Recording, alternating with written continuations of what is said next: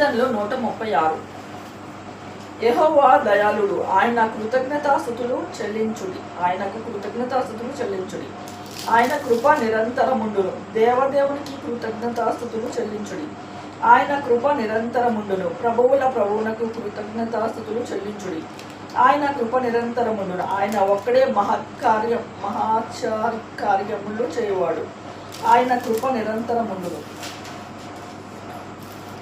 తన జ్ఞానము చేత ఆయన ఆకాశమును కలుగచేసెను. ఆయన కృప నిరంతరముండును. ఆయన భూమిని నీళ్ల మీద పరిచినవాడు. ఆయన కృప నిరంతరముండును. ఆయన గొప్ప జ్యోతులను నిర్మించినవాడు.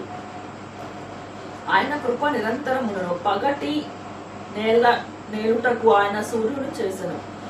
ఆయన కృప నిరంతరముండును. రాత్రి నేలుటకు ఆయన చంద్రుని నక్షత్రములను చేసెను. ఆయన కృప నిరంతరముండును. ఐగుప్తు దేశపు తొలిచూలులను ఆయన హతం చేసెను. ఆయన కృప నిరంతరముండును. వారి మధ్య నుండి ఇజ్రాయేళ్లకు ఆయన రప్పించెను. ఆయన కృప నిరంతరముండును. చేయి చాచి తన బాహుబలం చేత వారిని రప్పించెను. ఆయన కృప నిరంతరముండును. ఎర్ర సముద్రంను ఆయన పాయలుగా చీల్చెను. ఆయన కృప నిరంతరముండును. ఆయన ఇజ్రాయిళ్లను దాని నడుమ దాటిపోచేసెను. ఆయన కృప నిరంతరముండును. ఫరోను అతని సైన్యమును ఎర్ర సముద్రంలో ఆయన ముంచివేసెను. ఆయన కృప నిరంతరముండును. అరణ్య మార్గమున ఆయన తన ప్రజలను తోడుకొని వచ్చెను. ఆయన కృప నిరంతరముండును. గొప్ప రాజులను ఆయన హతం చేసెను. ఆయన కృప నిరంతరముండును. ప్రసిద్ధి నొందిన రాజులను ఆయన హతం చేసెను.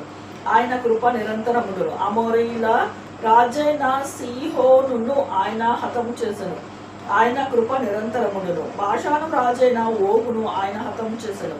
ఆయన కృప నిరంతరముండును. ఆయన వారి దేశంను మనకు స్వాస్థ్యముగా అప్పగించెను. ఆయన కృప నిరంతరముండును. తన సేవకుడైన ఇజ్రాయేలునకు దానిని స్వాస్థ్యముగా అప్పగించెను. ఆయన కృప నిరంతరముండును. మనము దీన దశలో ఉన్నప్పుడు ఆయన మనలను జ్ఞాపకము చేసుకునెను. ఆయన కృప నిరంతరముండును. మన శత్రువుల చేతిలో నుండి మనలను విడిపించెను. ఆయన కృప నిరంతరముండును. సమస్త జీవులకును ఆయన ఆహారం ఇచ్చువాడు. ఆయన కృప నిరంతరముండును. ఆకాశమందుండు దేవునికి కృతజ్ఞతాస్తుతులు చెల్లించుడి. ఆయన కృప నిరంతరముండును.